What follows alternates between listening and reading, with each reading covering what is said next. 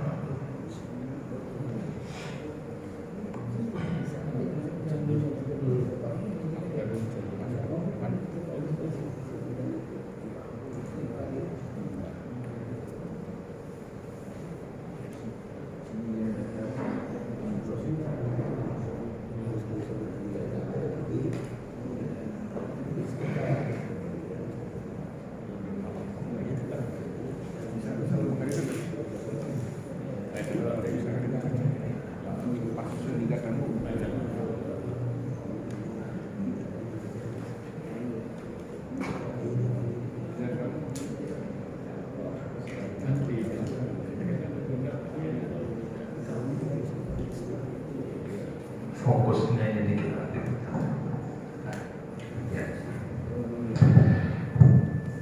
malam hari ini kita masuk hadis yang ke-48. Bismillahirrahmanirrahim. Ij'aluha ala wajhihi waj'alu ala qadamaihi min hadha syajari. Ini bahasan hadis terkait pengurusan jenazah, yang masuk dari bagian pengurusan jenazah. Jadikanlah selimut itu menutupi mukanya, dan jadikanlah daun pohon ini menutupi kedua kakinya. Kalau lihat hadis ini apa nih Bang? Suruh muka suruh tutup kain, kaki suruh tutup daun gitu ya. Kisah ketika syahidnya Hamzah. Hamzah syahid waktu perang apa? Perang Uhud. Dibunuh oleh Wahsy.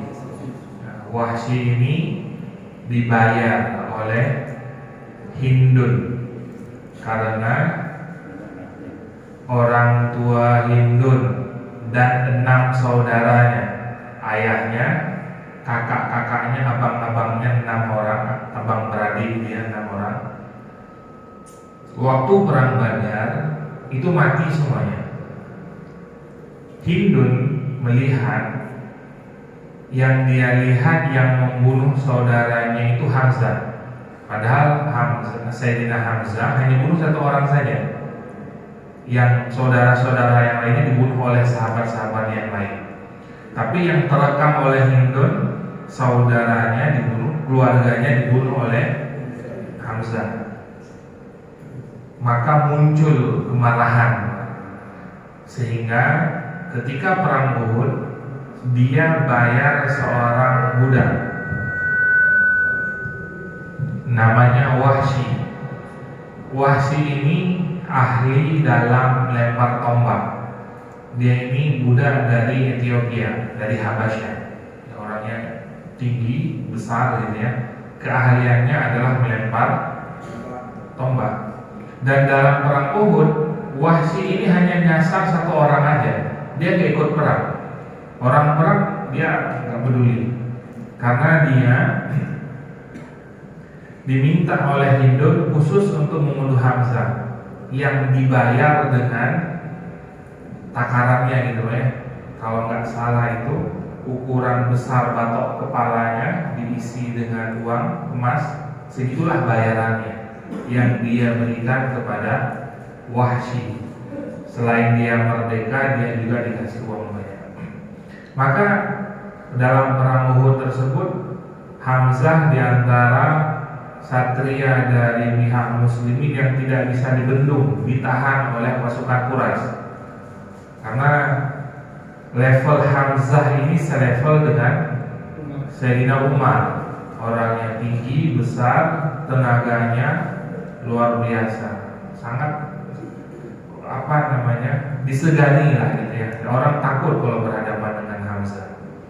Maka dari kejauhan ditombak oleh Wahsy di depan, dari jauh kena di dadanya sendiri, dada tembus belakang. Maka selesai perang Uhud, Hindun ternyata dengan matinya Hamzah belum puas, karena tadi itu dia tahunya keluarganya semuanya dibunuh oleh Sayyidina Hamzah, sehingga Hindun membelah dada dibelah dadanya, diambil jantungnya, ingin mau dimakan. Ternyata baru gigit sedikit, nggak kuat dia buang. Maka Nabi Muhammad selesai perang Uhud mendapati pamannya bukan hanya syahid, tapi dalam kondisi yang sedemikian rupa. Itu yang membuat Nabi, kata sahabat, Nabi tidak pernah menangis seperti halnya ketika Sayyidina Hamzah meninggal. Betul-betul beliau sangat bersedih. Ketika Sayyidina Hamzah ini telah meninggal, beliau disolatkan. Kan ada 70 syahid yang hari ini ada di mana, di pemakaman Baqi itu ya. Nah, itu ada 70 para pasukan syahid Uhud yang dimakamkan di sana. Sahabat-sahabat setiap yang syahid itu disolatkan satu kali. Jadi bukan dikumpulin semuanya, dikumpulin sholat satu kali kan. Ya, jadi per satu orang itu disolatin, kemudian ganti jenazahnya disolatin, kecuali Hamzah. Sayyidina Hamzah setiap kali sahabat yang saya disolatin, dia masih ada di situ. Jadi jenazahnya beliau nggak dipindahin, yang sahabat dipindahin, tapi jenazah Sayyidina Hamzah kan. Nah, selesai perang itu, Sofia, masih ingat Pak? Sofia, siapa Sofia? Ibunya Zubair bin Awam. Siapa ini? Superman. Hah? Zubair ya Superman. Kalau bilang Zubair kayaknya Superman ya, superhero. Nah, Sofia siapa Pak? Nah, iya. Maksudnya siapanya Nabi?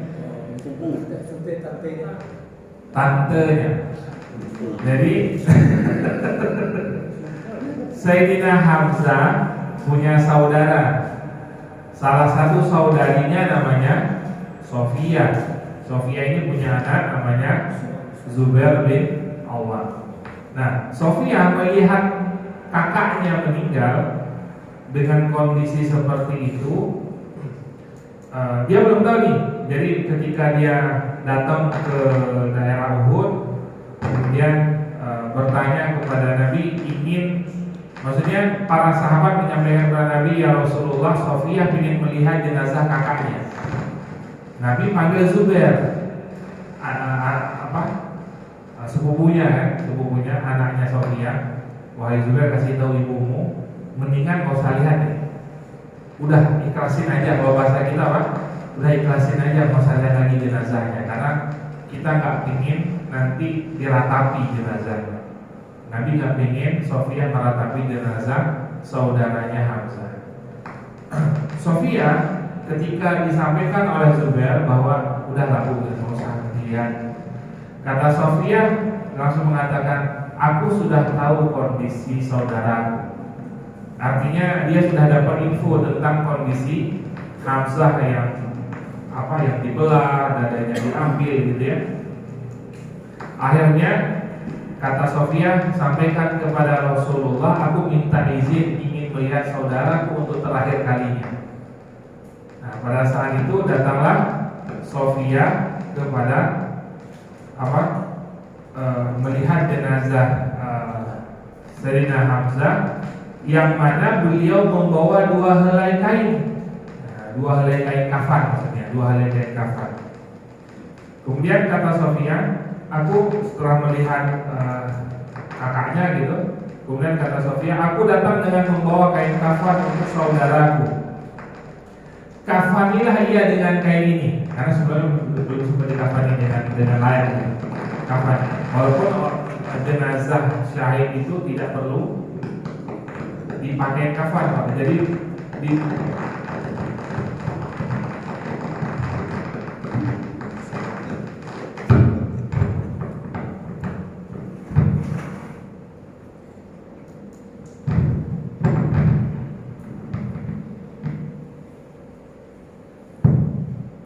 jenazah orang syahid itu tidak perlu dikafani, dia dimakamkan dengan bajunya yang masih berdarah itu dikafani, dimakamin sekalian, karena nanti di akhirat darah itu yang akan bersaksi di hadapan Allah.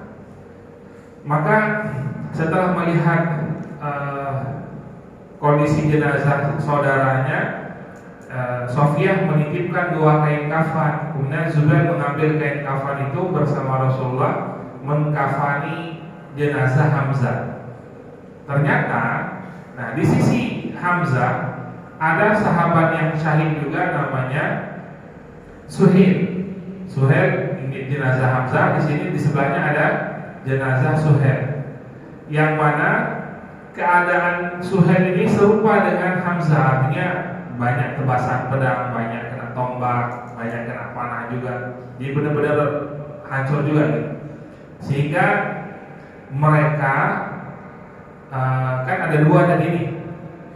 Satu kain itu pendek, satu kain panjang. Maka kata Rasulullah, rasanya yang panjang ini mendingan buat Suhail gitu. Permintaan dari sahabat kalau bisa yang panjang ini buat Hamzah. Yang satu apalagi yang Suhail pendek. Kan selisih nih Pak.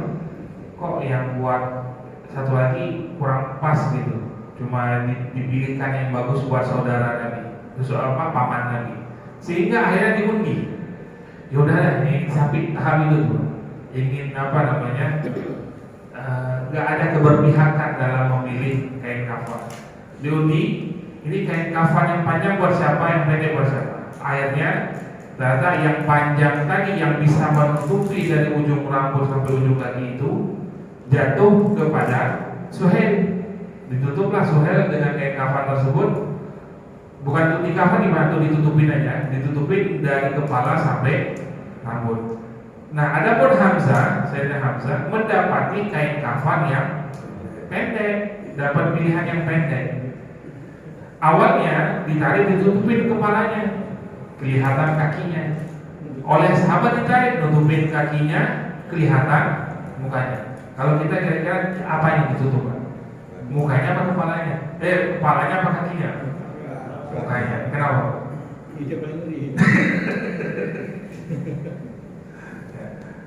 Pernah ngurusin jenazah Pak ya? Rasanya ketika melihat udah meninggal nih, tapi energi yang kita lihat kalau lihat muka itu ada rasa. Nah yang sering ngurusin pasti ada paham maksud saya.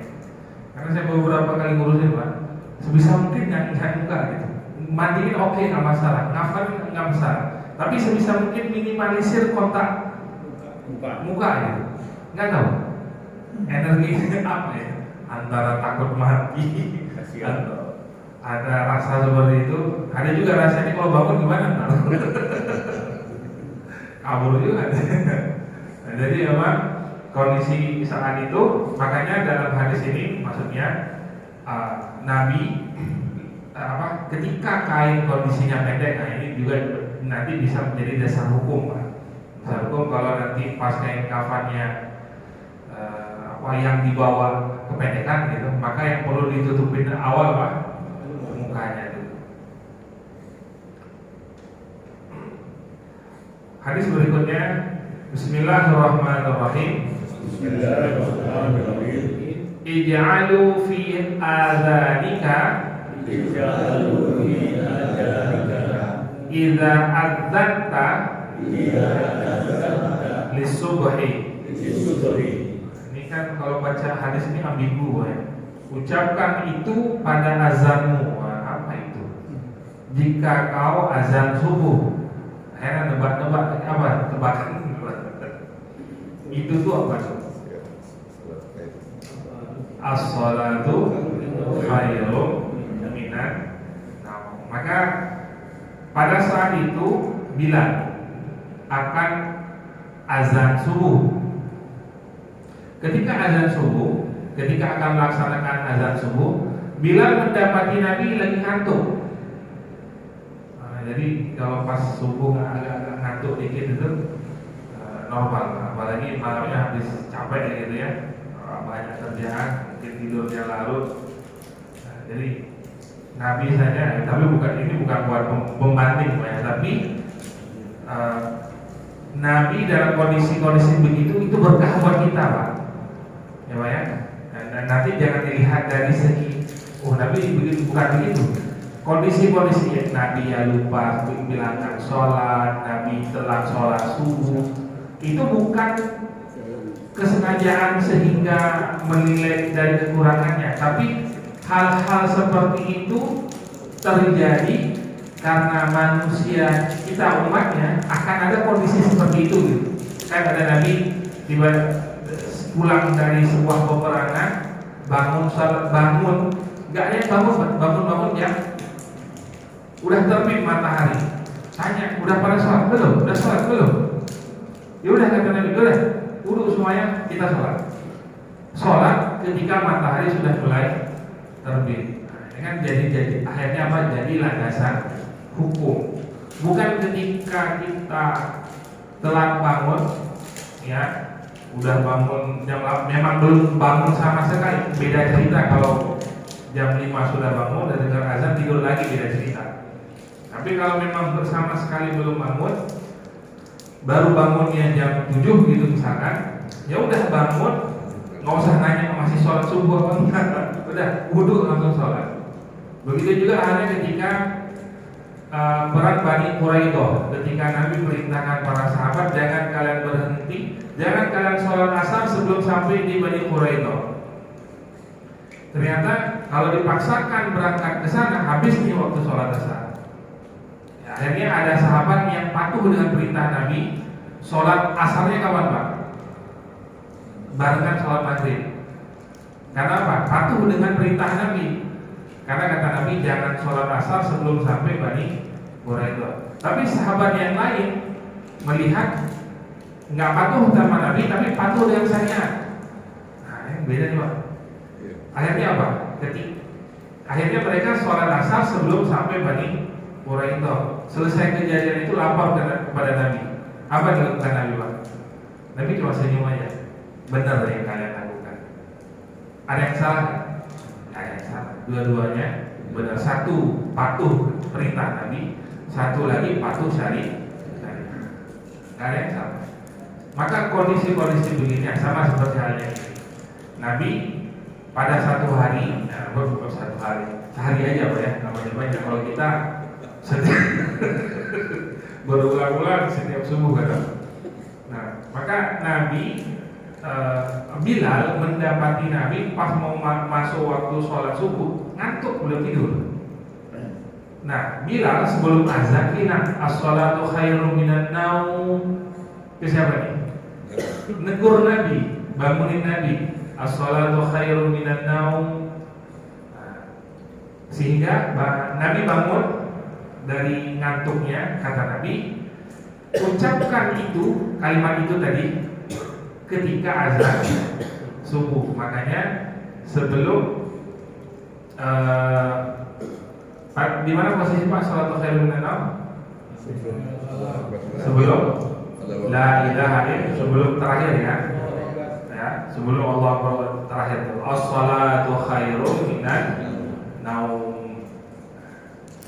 Jadi asal asbabul urunnya seperti itu Pak. Jadi bukan sengaja ditambah-tambah oleh Bilal, enggak.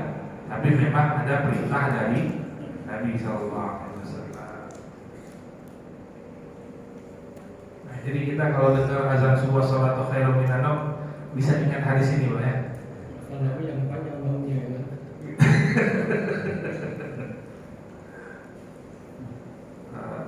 Hadis ke-50.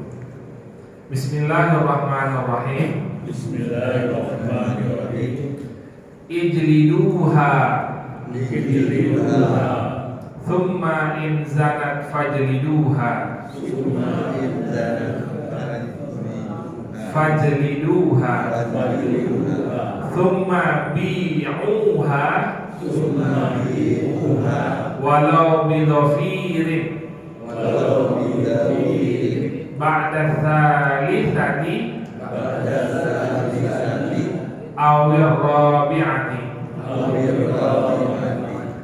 Cambuklah dia, kemudian jika dia berzina kembali cambuk lagi, kemudian jika berzina lagi juallah dia walau hanya dengan seutas tali setelah berzina ketiga atau keempat kali.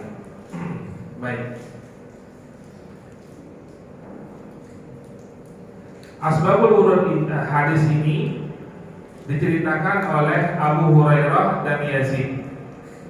Mereka berdua mendengar Nabi bersama di waktu beliau ditanya tentang hamba sahaya perempuan yang berzina dan dia belum merdeka. Ada beberapa poin di sini kita lihat. Coba kita lihat pertama, cambuklah dia jika berzina kembali. Artinya ini keberapa kali? Lebih dari sekali. Ya, 1 dan 2. Pernah berzina sekali, pernah berzina 2 kali. Tapi sebelum masuk bahasa ini kita dudukkan masalahnya dulu. Ini yang berzina siapa? Budak. Bukan orang merdeka, Pak, ya. Kalau orang merdeka nanti beda gitu ya. Belum lagi nanti orang yang muhsan beda lagi, yang sudah menikah. Kita dudukkan dulu konteks hadis ini berbicara tentang seorang perempuan budak. Nah, mungkin zaman ini udah nggak ada lah ya. Nah, yang mana budak ini dimiliki oleh seseorang tapi dia melakukan zina, gitu. Berzina sekali, kemudian suruh cambuk. Hukuman cambuk bagi penzina bagi budak dengan wanita merdeka itu setengahnya. Kalau wanita merdeka berapa kali, Pak? 100 kali.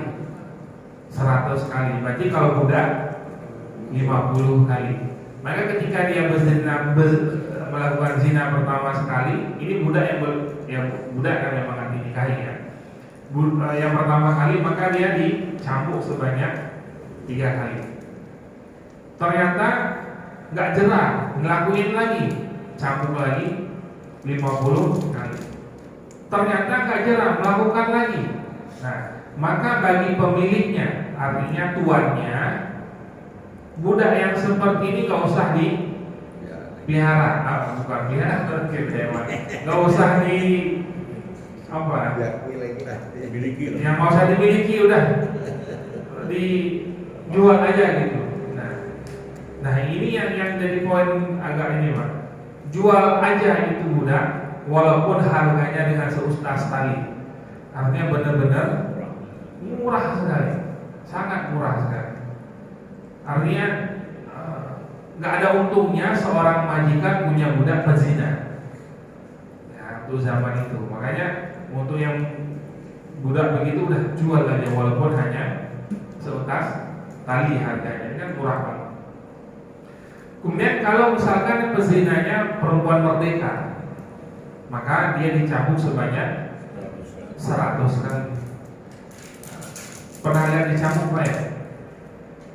Kalau yang dihukum di Aceh itu kan, tapi itu kelihatannya masih apa ya? Masih banyak kan kalau pukul cambuk itu, atau kalau yang dibuat di Aceh gitu ya, ini pakai rotan, tangan al-bujunya begini, terus begini aja. Kalau kita gimana? Nah ini coba begini aja, Pak. Tapi biasanya 20-30 kali pingsan, Pak. Ya 20-30 kali itu banyak pingsan. Artinya apa? Kalau sampai 100, ada potensi juga bisa mati. Kalau pukul, jadi jauh cuma 100 kali. Pakai rotan Pak ya, bukan pakai apa kayu gitu. Kalau kayu bekas rotan kan lebih perih gitu ya, lebih sakit. Kalau minum berapa kali dicambuk? 80 atau 40? Apa khobar 80-an kalau nggak salah ya. Bagi sama juga dicambuk juga. Nah, balik ke buah hasan ini, maka bagi budak pezina, kalau dia mengulang perilaku seperti itu beberapa kali, maka lebih baik untuk dijual saja.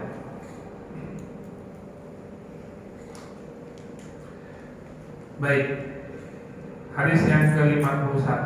Bismillahirrahmanirrahim. Bismillahirrahmanirrahim. Ijlis Aba Turab. Ijlis Aba Turab. Duduklah wahai Aba Turab. Aba itu artinya bapak, Turab artinya debu ya, Turab.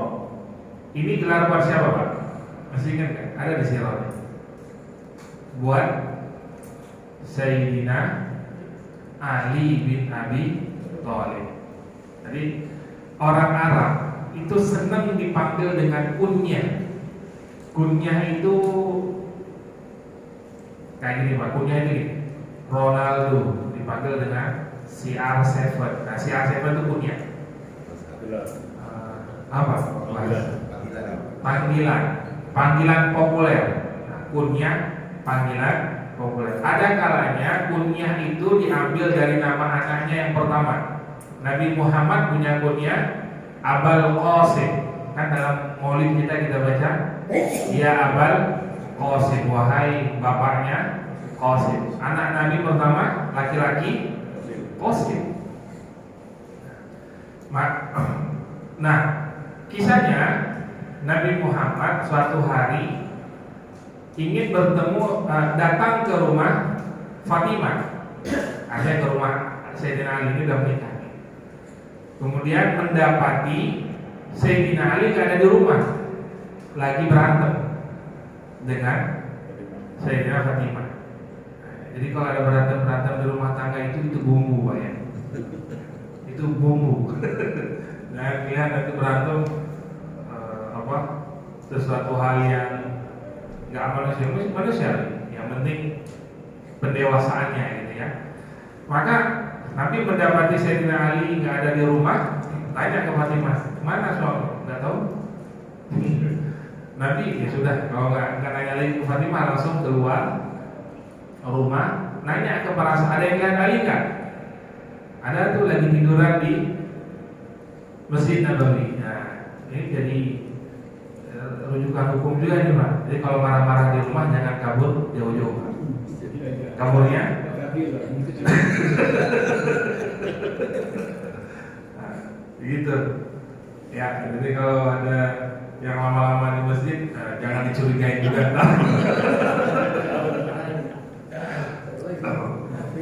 Tapi setidaknya orang yang ke masjid insya Allah aman.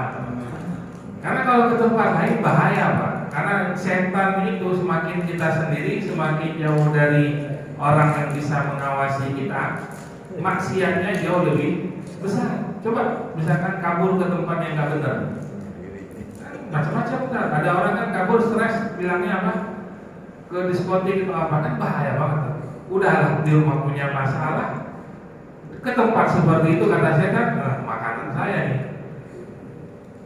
Apa potensi untuk maksiat jauh lebih besar. Maka Sayyidina Ali pas lagi berantem dengan, ya berantemnya nggak mungkin nggak seperti kita juga, ya selisih lah. Akhirnya tak pengen ribut, udah pergi ke masjid tiduran. Masa itu Masjid Nabawi belum seperti kita hari ini. Udah ini kita udah surga bener, udahlah pakai karpet, kita pakai AC. Dan zaman itu kan Masjid Nabawi masih ininya pelepah, rumah bawahnya pasir. Kalau panas makanya apa? Ketika sholat zuhur disuruh tabarrud itu ya. Sholat zuhur dimundur. Kalau lagi musim panas banget, sholat zuhur itu dimundurin Pak. Tapi nggak berlaku untuk kita, Pak. Nah, kita mau panas mau apa di luar tetap dingin, nggak bisa pakai kaidah hukum itu. Pada masa itu boleh karena kondisinya begitu. Nah maka Sayyidina Ali tiduran di masjid karena yang ada alas gitu ya, ada alas. Dia tidur di pasir gitu, di tanah di pasir masjid itu. Kemudian Nabi datang, bangunin Ali, kum ya Aba Turab, bangunlah wahai Aba Turab. Kenapa dibilang Aba Turab? Karena kan tidurnya di pasir. Pas bangun, punggungnya Sayyidina Ali penuh dengan pasir. Nabi sebagai menantunya bersih itu. Nah, dan Sayyidina Ali senang sekali dengan panggilan ini. Makanya disebut apa? Kalau ada kunyah ya Aba Turab, berarti itu panggilan buat Sayyidina Ali. Sama seperti Nabi senang dengan Aisyah, mukanya itu kan putih kemerah-merahan. Beliau manggil Aisyah dengan kalimat ya Humairah, wahai istriku yang kemerah-merahan. Nah, terus gimana kalau istri saya ini agak-agak gelap sedikit, Pak Ustaz? Oh, dia Hajar Aswad.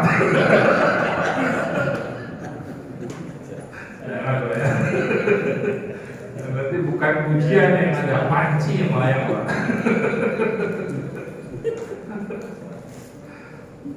Nah, ini kurnya yang mau pada orang senang, bukan yang mau pada orang malah marah gitu kan. Sesuatu hal yang menyenangkan. Jadi silakan Pak cari kunyah buat istri Pak ya. Udah nggak muda lagi ya, emang Nabi masih muda kan? Nabi juga usia beliau sudah lanjut gitu, udah usia nikah dengan Aisyah itu kan ada usia 40, 50, 53 tahun, 53, 54. Umur Nabi ketika menikahi Aisyah kan umur Nabi 40 dari Nabi 13 tahun di Mekah. Baru Aisyah menikah tahun ke-10, hidup bersama dengan Aisyah itu di tahun ke-13 kenabian. Berarti umur Nabi 53 tahun.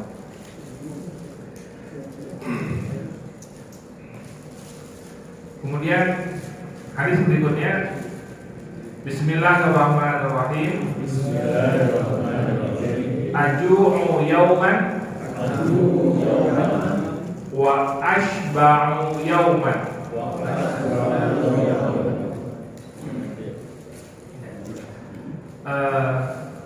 Aku lapar sehari dan kenyang sehari.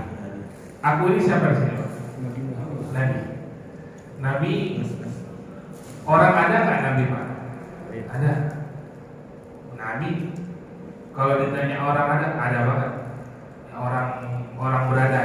Namun setiap kali beliau mendapat di rezeki dan dapat hadiah dari sahabat gitu ya, itu jarang Nabi membawa pulang ke rumah, hanya kebutuhannya saja sesuai kebutuhan beliau. Selebihnya beliau habiskan lagi buat sahabat. Untuk ilmu ini mungkin ya, masih buat kita mungkin agak berat ya. Buat kita ibaratnya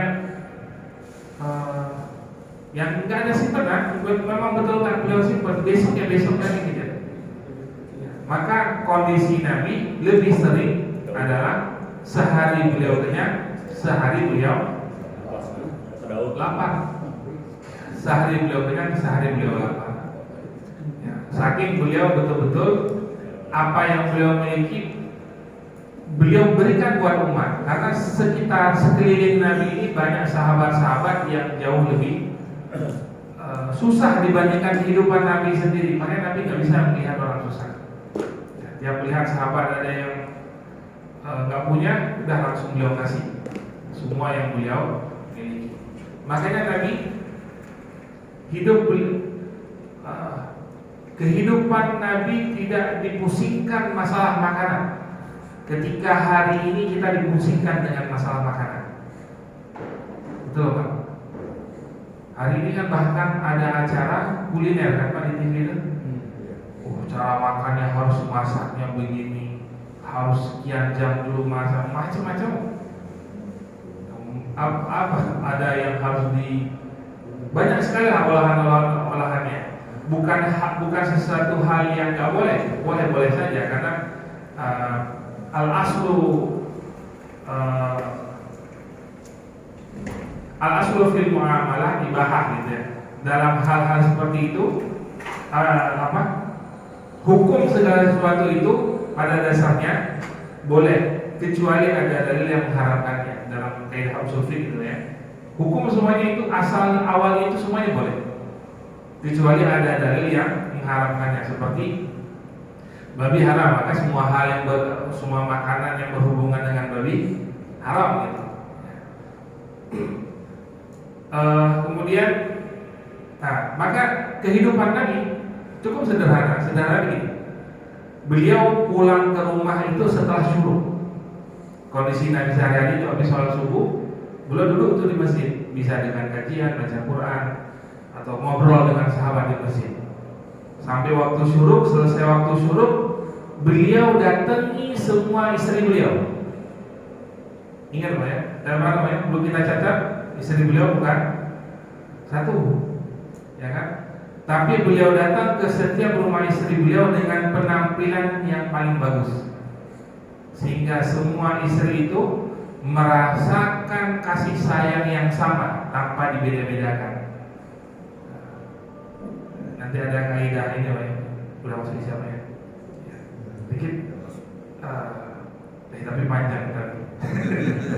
Nah intinya Nabi setiap pagi itu datang ke rumah istri beliau dengan kondisi yang paling udah ganteng gitu, udah rapi gitu. Ya. Nah,